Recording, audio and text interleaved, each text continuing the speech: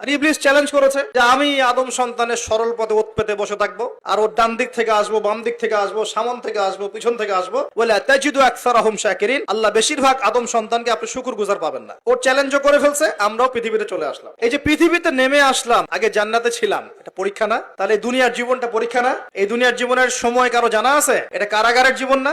আর কারাগারের জীবনে কি কেউ নিজের মন গড়া পদ্ধতিতে চলতে পারবে? কারাগারে কেউ নিজের মনের মতো চলতে পারে না? একটা রুটিন থাকে, তার বাইরে যেতে পারে না। কোনটা? এই দুনিয়ার জীবনকে নবীজি বলেন নাই যে দুনিয়া সিজনুল লিল মুমিন, দুনিয়া হচ্ছে মুমিনদের জন্য জেলখানা, কারাগার, ওয়াল জান্নাতুল লিল কাফির, কাফিরদের জন্য কি জান্নাত। তাহলে এখন দেখেন তো, যে কারাগারে বসে যে আমরা বেনামাজি বসে আছি, কারাগারের জীবনে বসে আমরা যে সুদ খাচ্ছি, কারাগারের জীবনে বসেই জেনা করতেছে, কারাগারের জীবনে বসেই যে অশ্লীলতা, ফাহেসা, ব্লু ফিল্মস এগুলো দেখতেছে, কারাগারের জীবনে বসে মাদক খাচ্ছে, কারাগারের জীবনে বসে যে কারাগারের মালিক আল্লাহ, সেখানে বসে আল্লাহ দ্রোহিতা করতেছে, করে না? তা কাজটা কি ঠিক হচ্ছে? আল্লাহ পাক আমাদেরকে দুনিয়ার জীবনের মর্ম বোঝার তৌফিক দান করুন।